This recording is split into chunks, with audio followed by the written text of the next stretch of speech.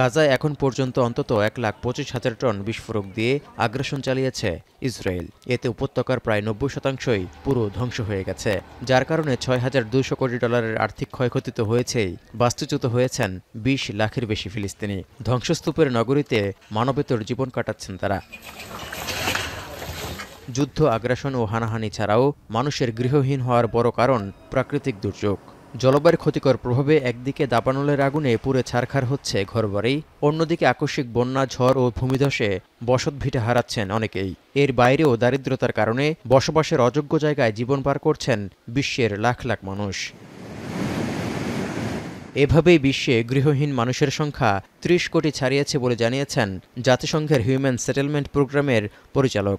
এমনকি বস্তিসহ অনেক বাড়িঘরে গাদাগাদি করে বসবাস করায় অনেকের গৃহ সংকটের দৃশ্য খুব একটা সামনে আসে না। সেই হিসেবে বিশ্বব্যাপী জনাকীর্ণ স্থানে বসবাস করা জনসংখ্যা 280 কোটির বেশি, আর 110 কোটির বেশি মানুষ বস্তিতে বসবাস করেন বলে তথ্য তুলে ধরেছে জাতিসংঘ। People living on the streets almost everywhere these days. We have, imagine, 300 million people homeless. These are the numbers that we have. Eventually, there are even more because there is some under sub-reporting.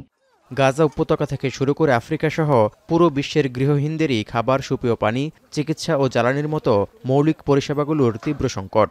With lack of access to water, sanitation, electricity, so the most basic services, right? And in many times not even recognized by the cities, by the countries, and living really in kind of marginalized situation. বিশ্বব্যাপী এভাবে গৃহহীন ও অস্বাস্থ্যকর পরিবেশে বসবাস করা মানুষের সংখ্যা বৃদ্ধিকে উদ্বেগজনক বলে মনে করছেন বিশ্লেষকরা।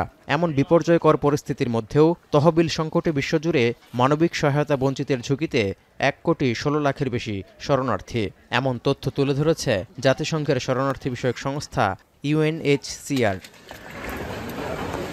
তৌহিদুর রহমান, এখন বিশ্ব। শিয়া বাটার ও ভিটামিন ই সমৃদ্ধ লিলি হালাল বিউটি সোপ, তারুণ্যময় উজ্জ্বল ত্বকের জন্য।